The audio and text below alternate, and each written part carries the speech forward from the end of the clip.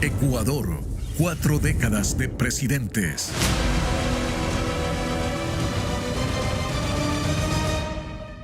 A menos de 3 meses de realizarse la primera vuelta electoral, Ecuavisa pone a consideración de su audiencia un recorrido por la historia reciente de nuestra democracia. Recordaremos los momentos políticos más relevantes de 4 décadas, en las cuales Ecuador debió tener 10 presidentes y terminó teniendo 13.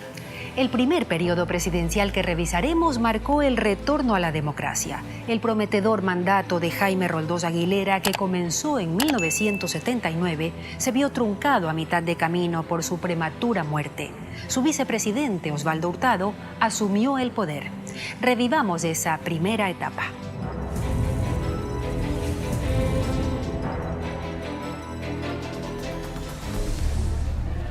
Volver al cauce democrático no fue una tarea sencilla para un país que durante casi una década estuvo gobernado por una seguidilla de dictaduras civiles y militares, para quienes era su voz la ley. Y entonces, volver sería una verdadera reconstrucción y no estuvo exenta de dolores. Era ese un Ecuador de 7 millones de habitantes, pero en el que solo 2 millones votaban. Entre la primera vuelta y la segunda transcurrieron 6 meses, casi un parto, pero al final se terminaría imponiendo un joven político que con 38 años llegaba a la presidencia de la República de un país que a esas alturas sabía de democracia a oídas. La democracia no es perfecta, pero es susceptible de perfeccionamiento y por ello siempre será la forma condigna de existencia humana. Maniobras fraudulentas, intentos golpistas, calumnias y hasta el derramamiento de sangre fraterna aparecieron con la pretensión de cerrar el paso de la democracia. Roldós llegó al poder con el respaldo del extinto Partido Concentración de Fuerzas Populares y su compañero de fórmula Osvaldo Hurtado pertenecía a la democracia popular. Sus opositores los identificaron como comunistas, como gente de izquierda. Si se define izquierda entonces como progreso social, como compromiso con los intereses populares, la democracia cristiana es una ideología de izquierda.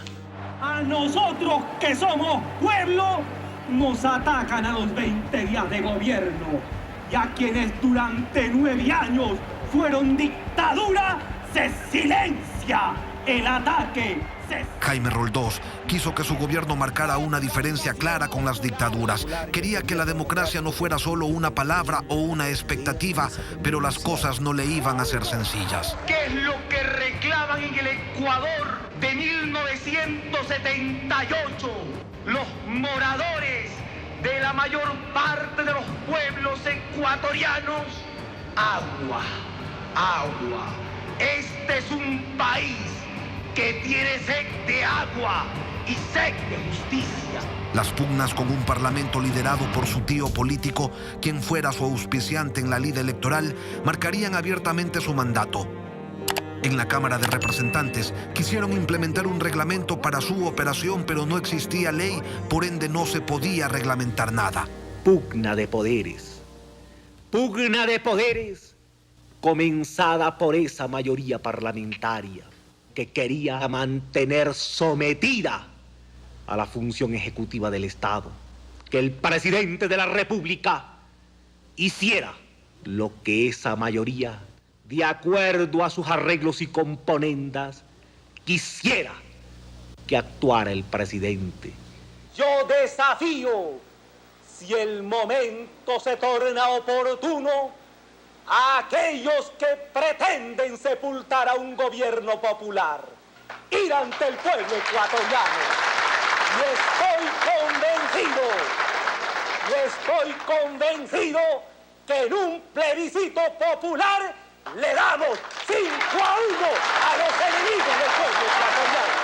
Cabalgando en una nube rosada en el firmamento, sueña que es más poderoso que Cassius Clay.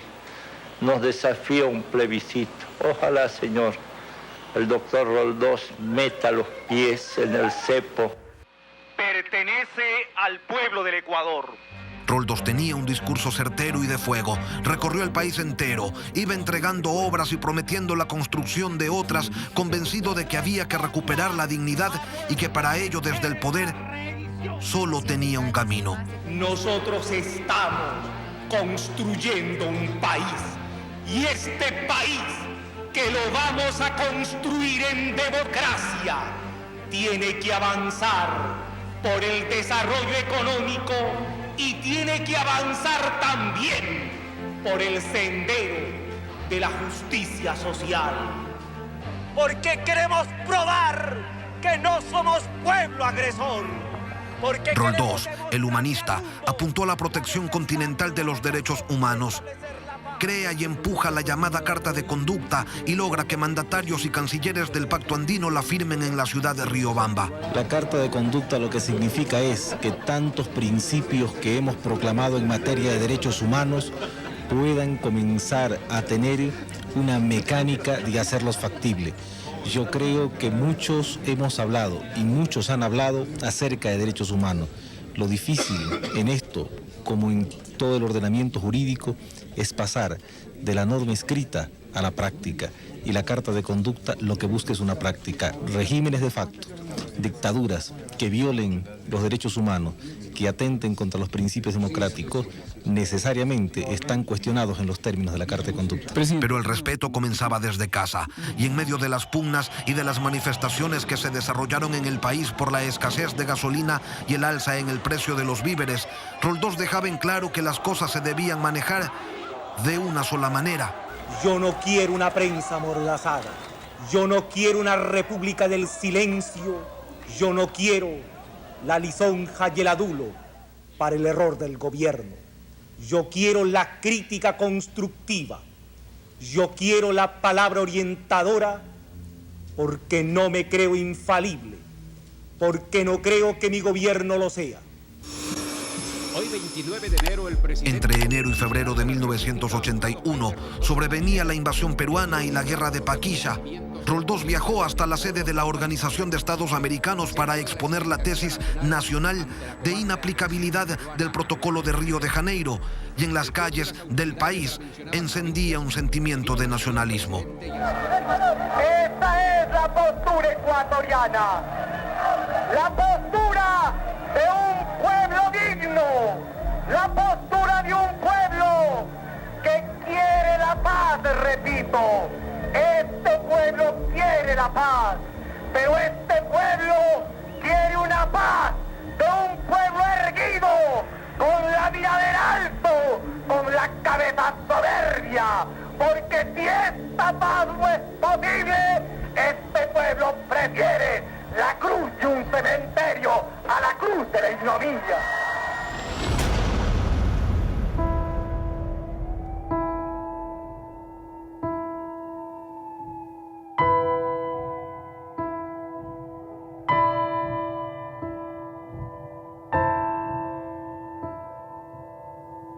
No pasarían demasiados meses y al país lo golpearía una tragedia.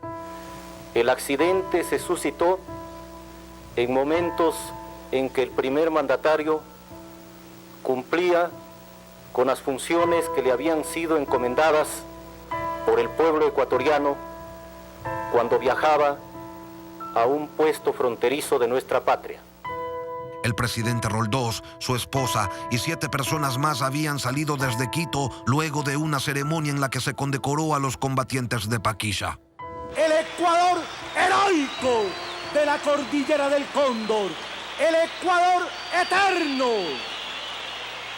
unido en la defensa de su heredad territorial, el Ecuador democrático capaz de dar lecciones históricas de humanismo, trabajo y libertad.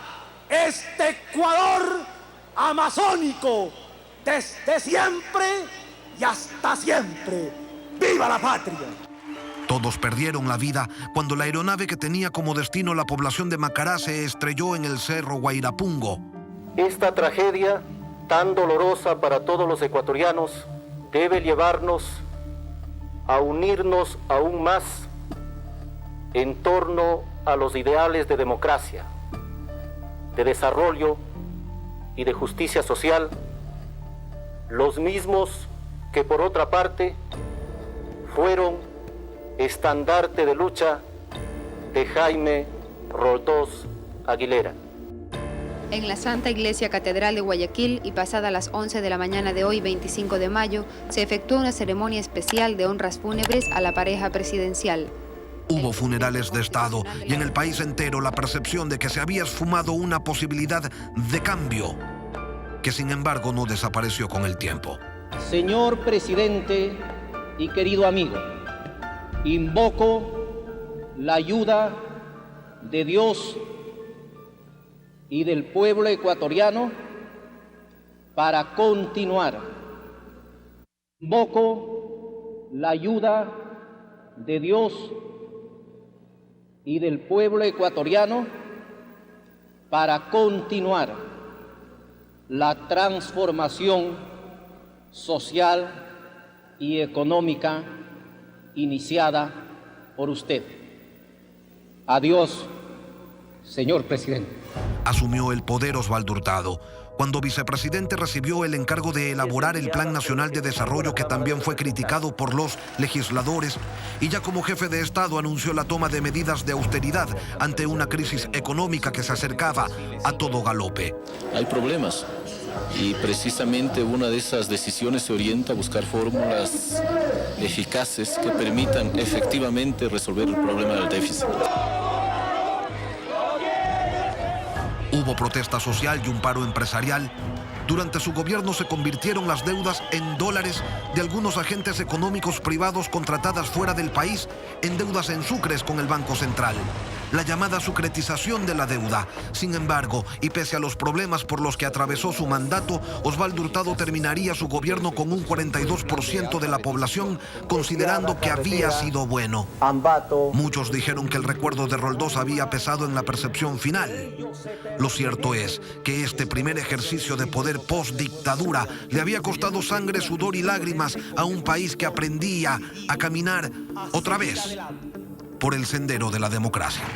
Este Ecuador amazónico, desde siempre y hasta siempre.